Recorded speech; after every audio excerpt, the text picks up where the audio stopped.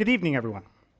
I'm here tonight to stand in front of you and present an idea that on its surface will seem like a utopian economic and social program, but will be quintessential for the future of our country.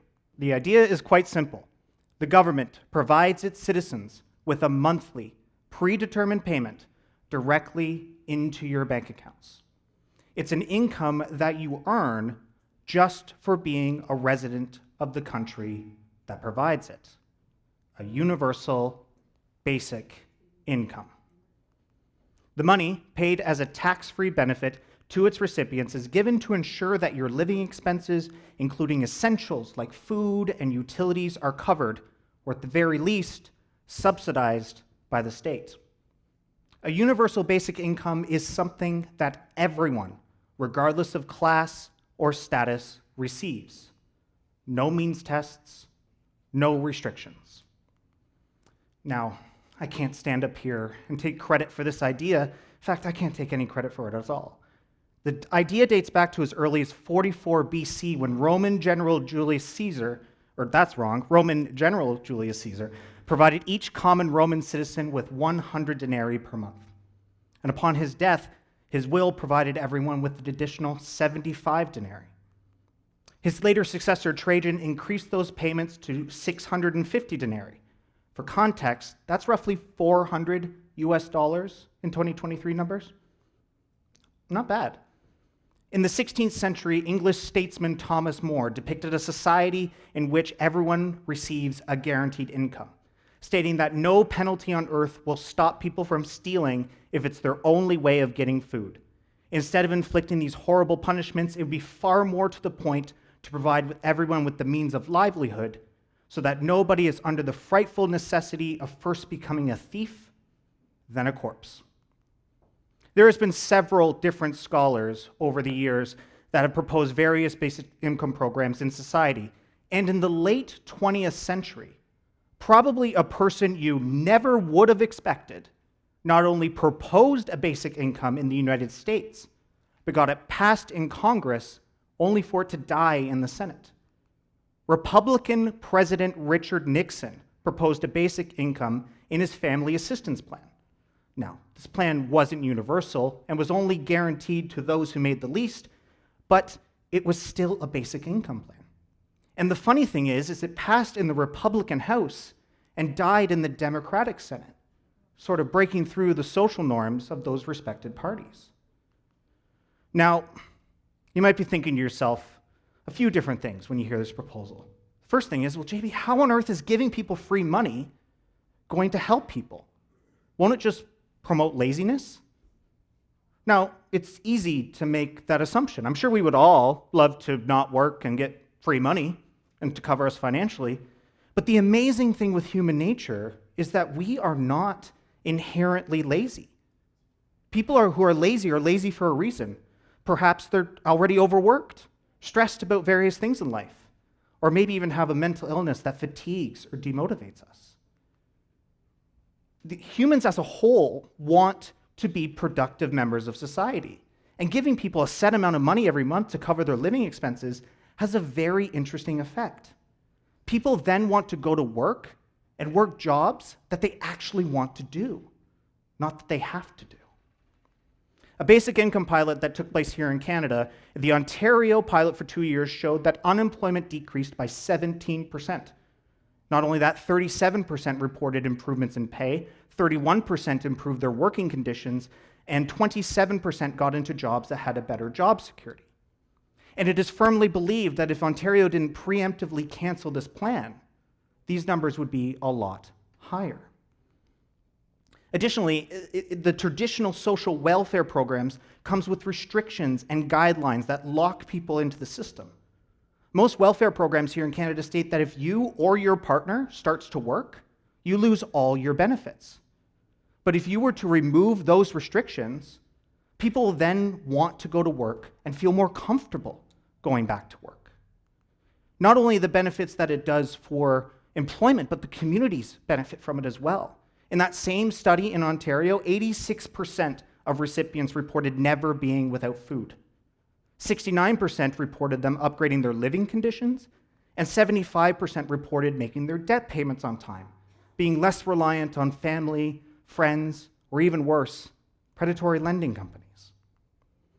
And on a more serious and truly impactful note, a UBI helps with wealth disparity and inequality between genders. One of the leading causes of people not leaving domestic violence situations is the lack of financial support or control. Women in some pilot regions who were being domestically abused by their partners were able to leave and acquire safe accommodations for them and their children because they weren't reliant on their partner's income anymore. That alone potentially saves lives, and in my opinion, makes the cost of this entire program worth it. So now that we know that it won't make people lazy, the next thing you might be thinking is, how on earth are we going to pay for all this? The interesting thing is we can implement this plan in Canada without raising a single tax or printing any more money. Depending on how you implement it in Canada, it will cost anywhere between $50 billion to $800 billion per year to administer this program. That's a big number, and you would all be right in thinking that. So there are 3 pillars that will help pay for this. First is the welfare system we have now. Between all the provinces and territories in Canada, we spend a total of $190 billion on welfare programs in Canada. $190 billion on a program and a system that is not working as it intended. The next pillar is the cost of poverty. Cost of poverty includes police costs, court costs, or any cost to a region to ensure that people in poverty don't die. This cost, according to the Homeless Hub, is as high as $84 billion a year in Canada. So you can start to see how these numbers start to add up. Between these 2 pillars alone, we can give every adult Canadian $700 per month. Next up, and probably the most controversial, is corporate welfare. These are bailouts for failing corporations or tax cuts for the highest earners. This number is hard to measure as it's money that could have been collected, but really wasn't. The conservative-based Fraser Institute estimates this number as low as $350 billion per year, where more liberal numbers from the University of Toronto have this number as high as $900 billion per year. This is a massive amount of money that our government right now either doesn't collect or writes off. Let's just say we take the lower $350 billion number and add it all together. We can now give every adult Canadian $1,700 per month. Let's just say, everyone in this room, imagine right now that you were getting an additional $1,700 per month. Some of you may be more financially stable, and that can go into savings, maybe retirement, or maybe a nice vacation for you and your family. Others may use that to pay off some debt or pay their bills this month. Regardless, it would be a life-changing payment for millions and millions of Canadians. And to wrap up this point, most leading economists and political scientists in this country have stated that a universal basic income will pay for itself from the programs it evolves from. Furthermore, it is firmly believed that for every dollar you spend in a UBI, we get $2 back in the economy. One for the money that was being spent on living expenses, and then another person's employment income also being spent in the economy. So now that we know that it won't make people lazy, and it won't bankrupt the country, you might be thinking, well, JB, this is utopian and will never be implemented in practice. But the fascinating thing is that when we look at the biggest social change and social programs that we've implemented in our modern society, we've achieved utopian ideas in the past. Back in the Civil War era, slave owners who were losing their slaves stated that a society free of slaves is a utopian idea that would never work in practice, entrenching that without their free labor, the economy wouldn't survive. Well, that, as we know, was not the case, and it continues from there. Women's suffrage, civil rights movements, and 2S LGBTQIA+ rights were all considered to be things that were utopian in nature, but we still managed to achieve it. Admittedly, we still have a lot more work to do, though. Utopias shouldn't be something that we don't want to achieve. It should be something that we fight for, and hopefully, if everything falls into place, it becomes a reality. Saying utopias are unachievable, in my opinion, is just pessimists providing their opinion. All the greatest social change and achievement that we've accomplished has been from people or groups that have challenged what would be deemed as normal. So why aren't we doing this? Why do you guys not have money in your bank account right now? The answer to that question is we might be doing it. The government of Canada is currently exploring developing a framework for a basic income in Canada, and if all goes to plan, these payments could start as soon as next year. What exactly the payments are and how we get them is still a ways out, but we are far past the concept phase here in Canada. Elsewhere in the world, there's been countries that have explored their own exploration into basic income, and some have actually implemented it fully. This map is a little outdated, but Iran has implemented a basic income program since 2011, and they've revamped and topped it up over the last decade.